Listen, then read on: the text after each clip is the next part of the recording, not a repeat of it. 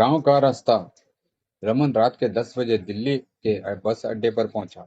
उदयपुर जाने वाली बस का पता किया तो पता लगा बस 10:30 बजे निकलेगी और रात करीब 2 बजे उदयपुर पहुंच जाएगी।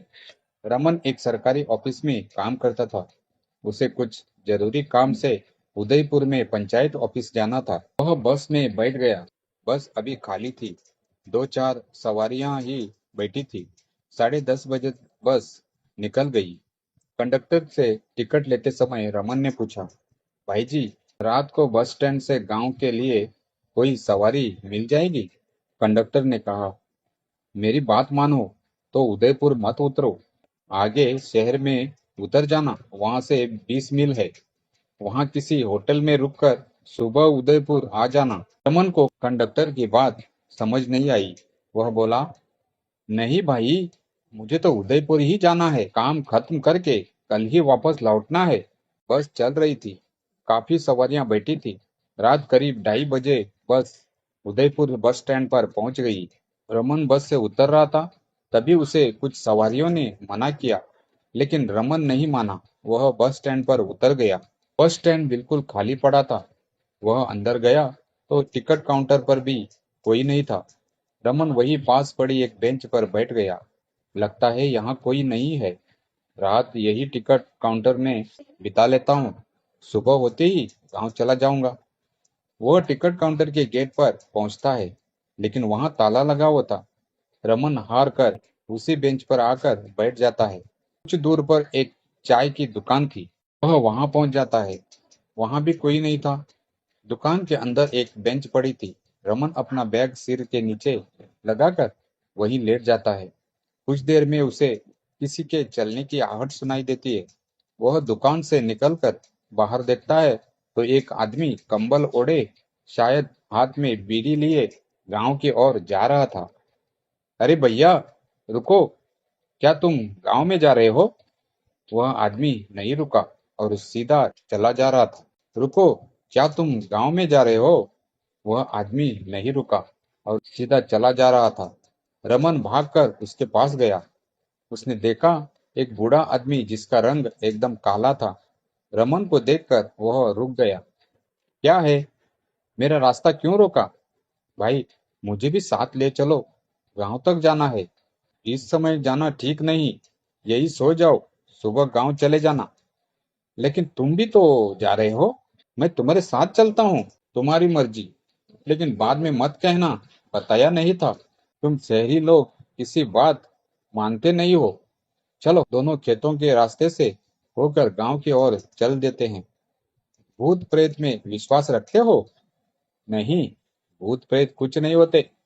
बीड़ी पीते हो? नहीं, मैं बीड़ी जला कर देता हूँ। इसे हाथ में पकड़कर चलो, वरना ये खेत भी पार नहीं कर पाओगे। हाथ में आग रहेगी तो सही रहेगा। उनको बड़ा अजीब सा लग रहा था, लेकिन उसने उस आदमी की बात मानने में भी भलाई समझी और जलती हुई बीड़ी अपने हाथ में ले ली। पीछे से कोई आवाज दे तो पलट कर मत देखना, चाहे कोई भी हो। रमन आदमी के पीछे पीछे चल रहा था। तभी उसे किसी बच्चे के रोने की आवाज सुनाई दी। भाई, लगता है कोई बच्ची मुसीबत में है। तुम मुझे भी मरवाओगे। ये सब छलावा है। तुम सचमुच मेरे पीछे चलो, पीछे मत देखना। कुछ दूर आगे जाने पर एक कुआं दिखाई दिया। भाई जी, यहाँ पानी पी सकते हैं? बहुत प्यास लगी है। नहीं, रात के समय यहाँ रुकना ठीक नहीं।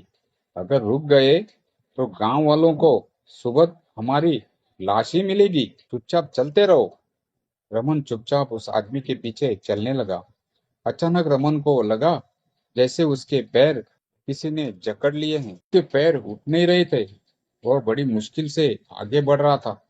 जोर से चिल्लाया, भाई जी, मुझसे अब चला नहीं जा रहा। कुछ देर बैठ जाते हैं। लगता है तुम्हारी बीड़ी बुझ गई।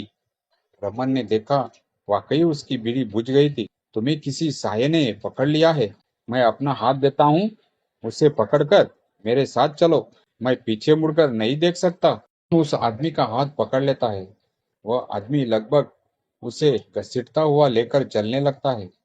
कुछ दूर इसी कश्मकश में चलते चलते रमन के पैर हल्के हो जाते हैं। भाई जी, अब ठीक है, मैं चल पा रहा हूँ। तुम्हें पता नहीं, तुम अभी अभी मौत के मुंह से बच कर आए हो। मेरे हाथ में आग थी जिसने तुम्हें बचा लिया। देर में दोनों गांव पहुंच गए। सुबह होने को थी। वह आदमी रमन को अपने घर ले गया। घर में उसकी पत्नी थी। आपको कितनी बार कहा है, रात के समय मत आया कीजिए। मुझे किसी से डर नहीं लगता। ये शहरी बाबू डर रहे थे। इन्हें भूत ने पकड़ लिया था। इन्हें भी छुड़ा लाया।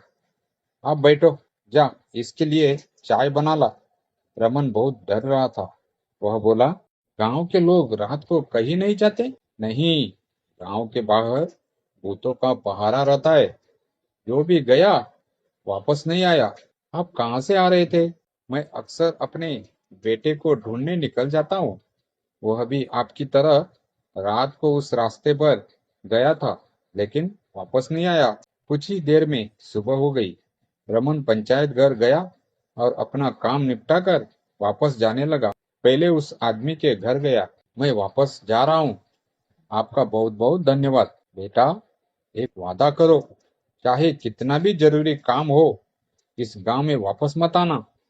लेकिन अब सवाल यह है कि जाओगे कैसे? क्यों, दिन में भी नहीं जा सकते क्या? तुम अब इस गांव में बाहर नहीं जा सकते। तुम्हें यही रहना होगा। मैं तुम्हें मना कर रहा था ना यहाँ आने को, लेकिन तुम नहीं मानी। रात को उन आत्माओं ने तुम्हें देख लिया। अब वे तुम्हारा पीछा नहीं छोड़ेगी। यहाँ कुछ नहीं कर पाई तो तुम्हारे घर तक पहुंच जाएगी। अपने घर वालों की रक्षा करना चाहते हो तो इसी गांव में बस जाओ। रमन बहुत डर जाता है। गांव के पीछे एक पुराने मकान में रहने लगता है। उसे रहते कई महीने बीत जाते हैं। एक दिन रमन उस आदमी के घर जाकर उसके पैर पकड़ लेता है। मुझे किसी तरह इस गांव के बाहर पहुंचा दो। मैं अपने घर जाना चाहता हूँ। तुम इस गांव में आना चाहते थे? इस गांव में तुम्हारे अलावा और भी कई लोग शहर से आए थे। कुछ ने जाने का प्रयास किया, मारे गए। कुछ इसी गांव में रहते हैं, लेकिन किसी में इतनी हिम्मत नहीं कि तुम्हें कुछ बता सके। चुपचाप यहाँ रहो, नहीं मारे जाओगे। गांव के लोग यहाँ बाहर से आने वाले लोगों का पूरा ध्यान रखते हैं। खाना पीना, रहने के लिए जगह, सब कुछ मिलेगा। इधर रमन के घर पर उसकी पत्नी और एक बेटी थी। वे रमन को ढूंढने के लिए कभी पुलिस चौकी जाते, कभी उसके ऑफिस, लेकिन रमन का कोई पता नहीं लगता। कुछ दिन में सरकार ने उसे मृत घोषित कर दिया और उसकी पत्नी को पेंशन देनी शुरू कर दिया। इसी तरह 7 साल बीत गए। एक दिन गांव वाले बाहर नाच गा रहे थे। तभी रमन बाहर निकला। गांव वालों ने उसे अपनी खुशी का कारण बताया। बेटा, आज से 12 साल पहले हमारे गांव में एक तांत्रिक आया था। उसे गांव वालों ने मार मार कर भगा दिया। तभी से उसने आत्माओं को बुलाकर इस गांव को बांध दिया। कोई भी गांव से बाहर नहीं जा सकता। अब गांव में एक साधु बाबा आए हैं। कल वे पूजा करेंगे, जिससे यह गांव बंधन से खुल जाएगा और सभी आत्माओं को मुक्ति मिल जाएगी। तुम भी अपने घर जा सकते हो। अगले दिन पूरे गांव को सजाया गया। साधु और उसके शिष्यों ने गांव के बीच में हवन किया। हवन के समय कई आत्माओं की आवाजें गांव वालों ने सुनी। हवन समाप्त होते होते सब शांत हो गया।